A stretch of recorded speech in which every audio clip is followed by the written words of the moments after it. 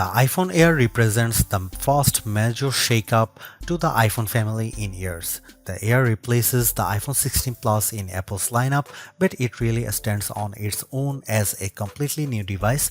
In fact, the iPhone Air really feels like a blueprint for the future as Apple nears the 20th anniversary of the original iPhone. Measuring 5.6mm, the iPhone Air is the thinnest phone in the world that's not a foldable, and yet it feels very sturdy thanks to its titanium frame. I have literally tried to bend and break this handset and it stayed intact. The Air doesn't skimp on performance either, packing an A19 Pro chip for playing demanding games and taking advantage of Apple intelligence. So what's the catch with this super slim Air? There's only a single camera, and while the battery life is pretty solid for something this size, you get less endurance versus the iPhone 17 Pro models. But it might still be the best phone for you, depending on what you are looking for. Here is the pros and cons in my full iPhone Air review. The iPhone Air starts at $1,000 for 256GB of storage. That's $100 more than the iPhone 16 Plus, but Apple is betting that you will be willing to pay a premium for a phone that's this slim and portable. There is just one problem. The iPhone 17 Pro starts at $1,099, which is just $100 more for a phone with triple cameras, a bigger battery, and an A19 Pro chip with an extra GPU core and vapor chamber cooling for better sustained performance. So you should really think about whether this stunning design is worth it. The iPhone Air has a release date of September 19. The iPhone Air is so thin and light that you are worried for its safety when you see it from across the room, but you will feel reassured when you put it in your hands. Measuring just 5.64mm thin, the iPhone Air edges out the Samsung Galaxy S25 Edge for the thinnest phone we have tested. The Air is so thin, in fact, that you might forget it's in your front pocket.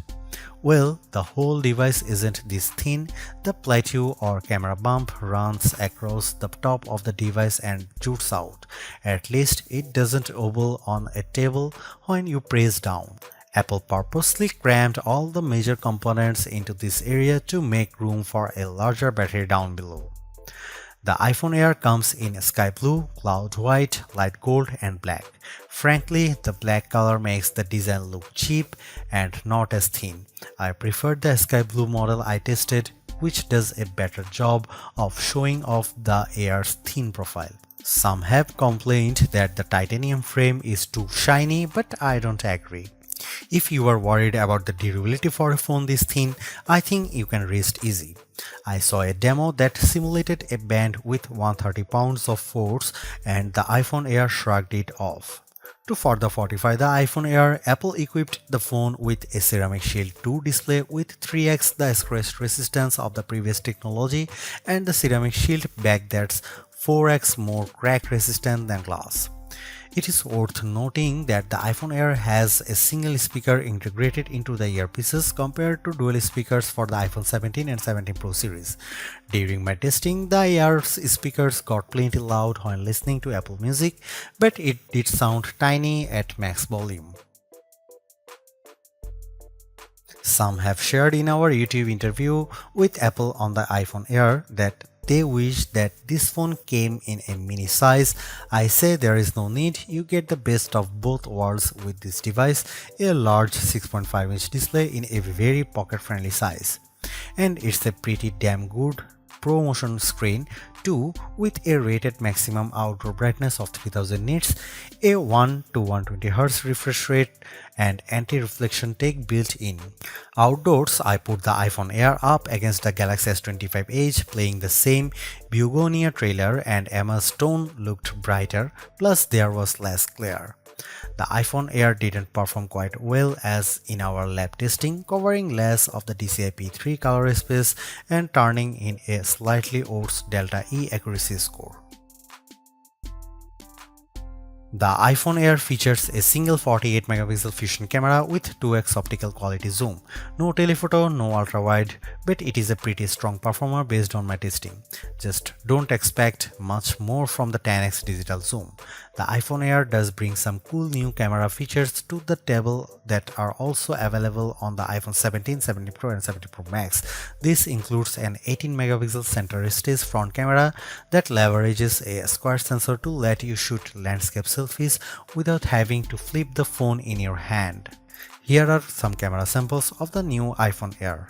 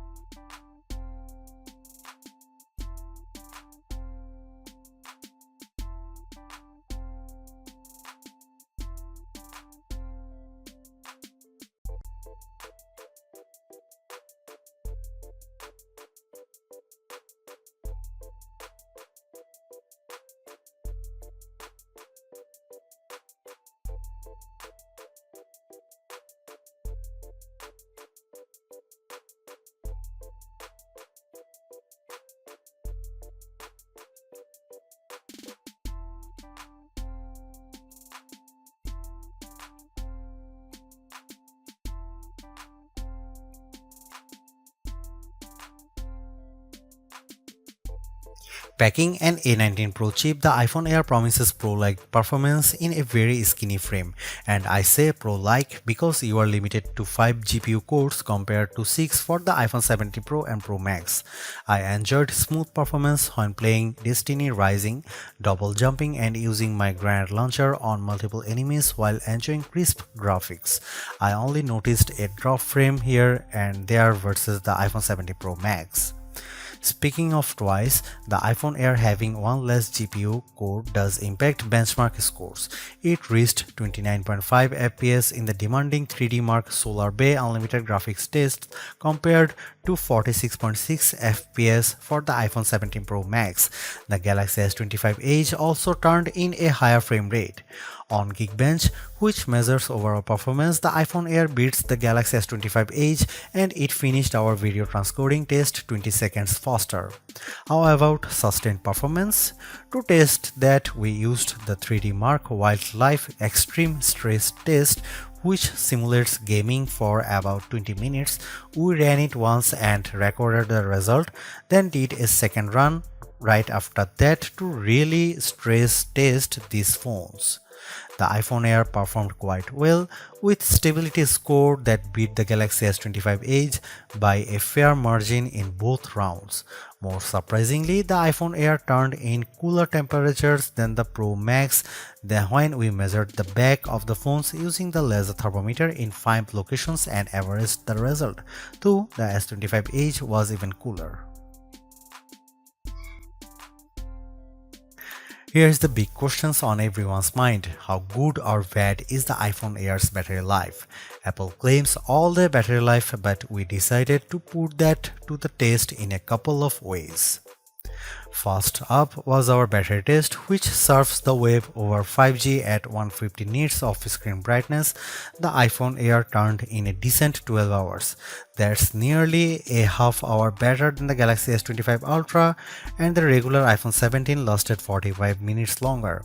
However, the iPhone 17 Pro Max lasted over 5 hours longer than the iPhone Air, so if you really care about endurance, the choice is clear.